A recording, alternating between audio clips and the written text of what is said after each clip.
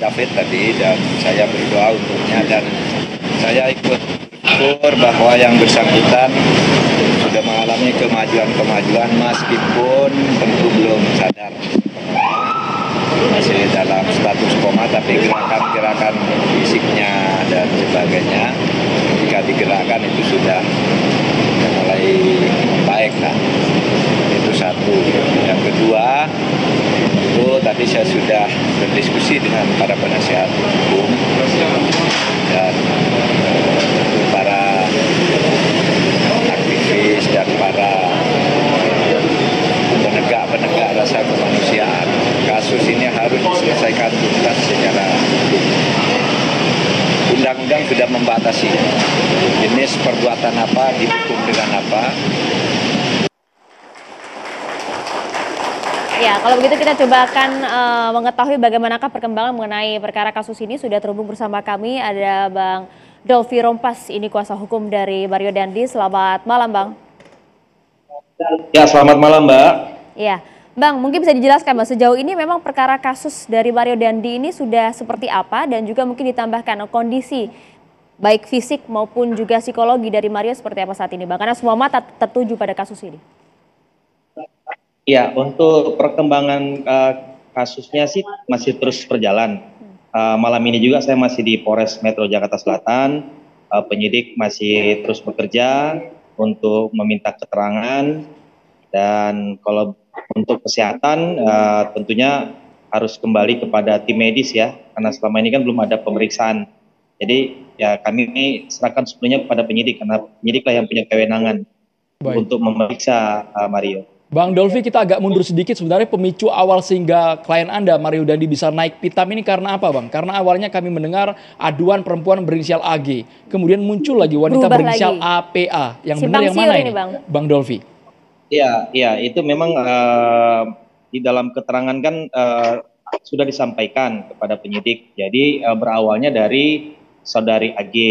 Jadi dari saudari AG inilah sehingga timbul pertemuan ya. Jadi dari saudari AG inilah sehingga adanya pertemuan bersama dengan David di TKP.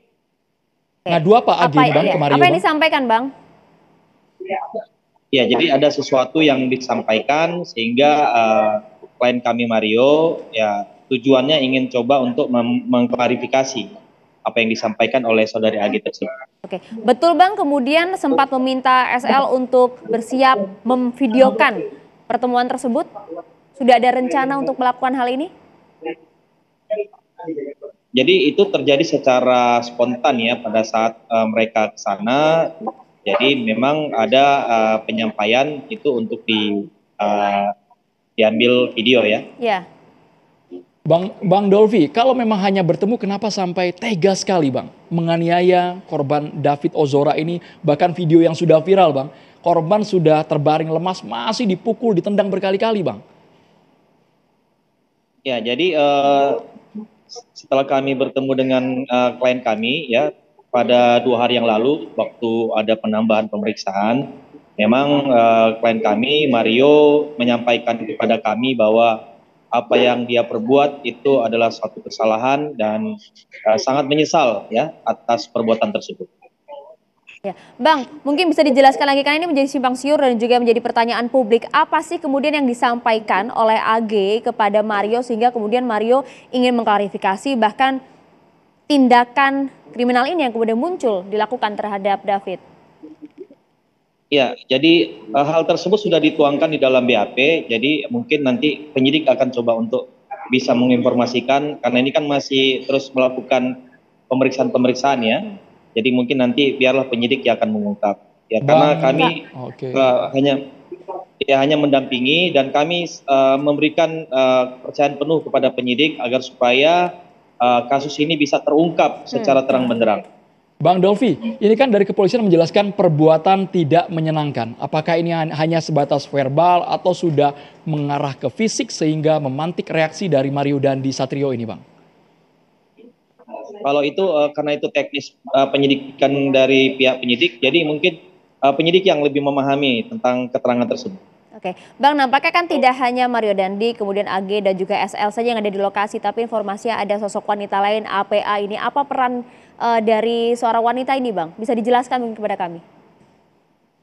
Ya, kalau pada peristiwa yang terjadi di TKP kan memang tidak ada nama itu. Jadi selama ini kan yang ada di dalam keterangan yang juga sudah diberikan oleh klien kami bahwa memang mereka pada saat itu hanya bertiga.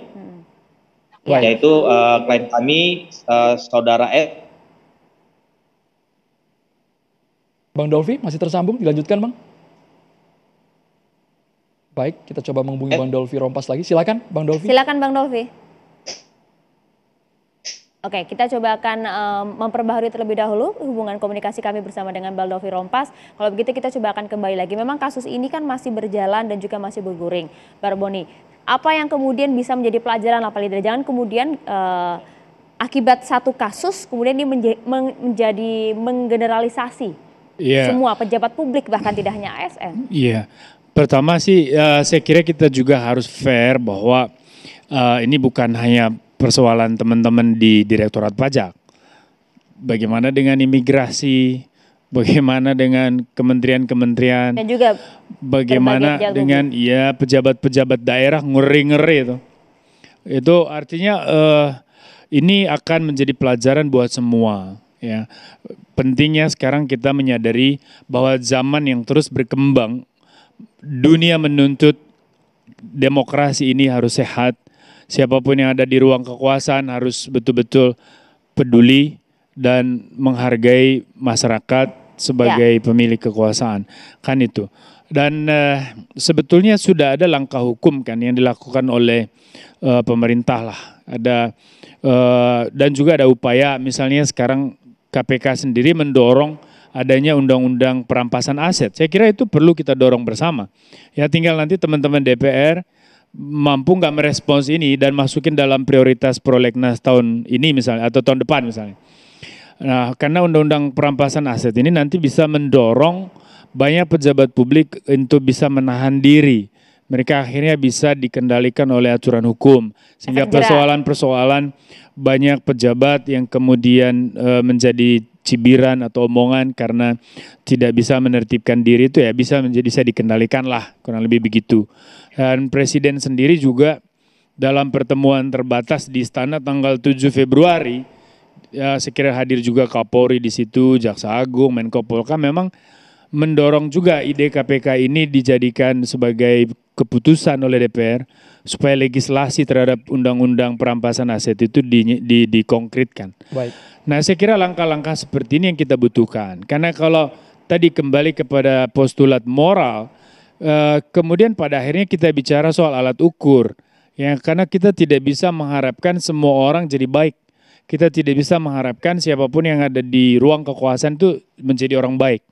Nah, maka negara hadir, dia dengan segala perangkat hukumnya ingin menertibkan dan memaksa orang supaya baik.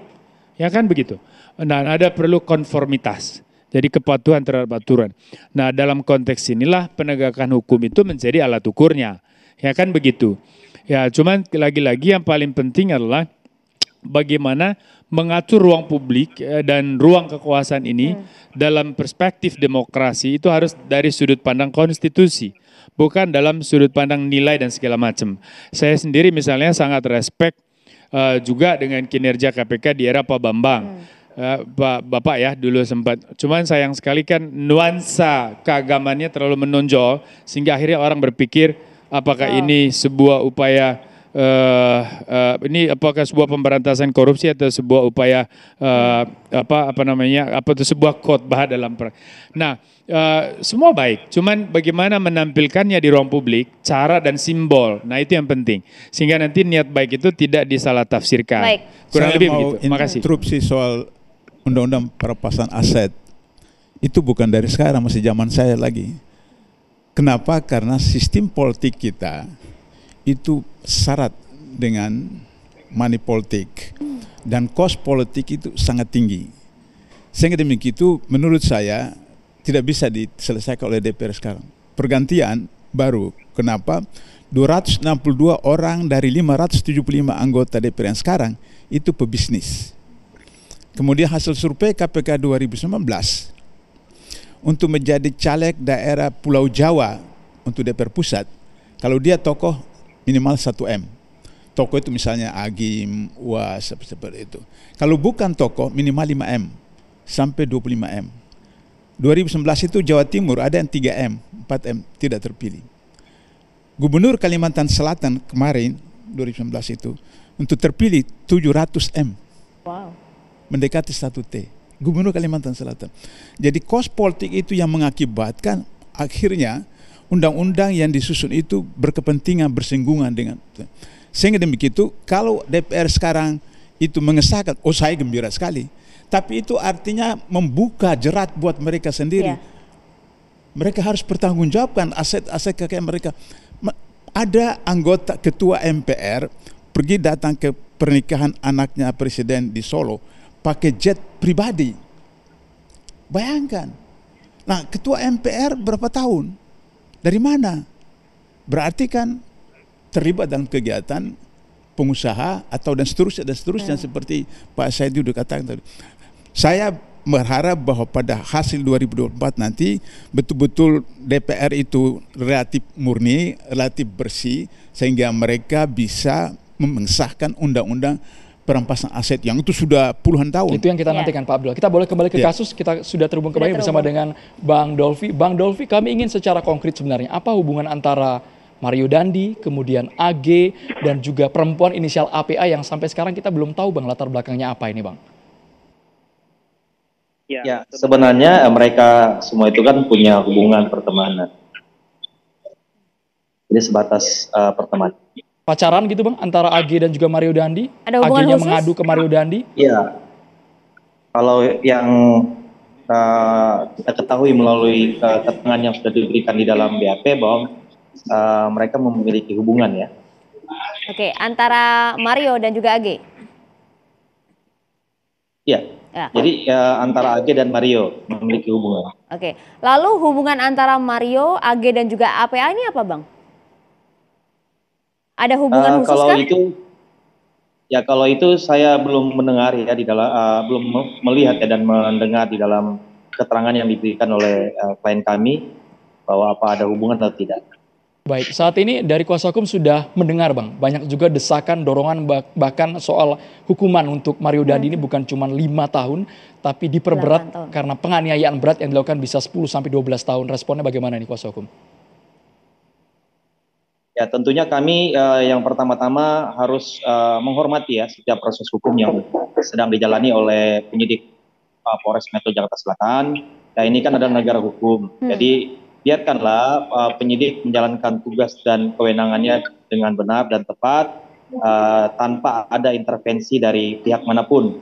Jadi kami sangat percaya bahwa penyidik Polres Metro Jakarta Selatan akan mengungkap perkara ini secara tuntas dan terang benderang dan tentunya akan bekerja secara profesional.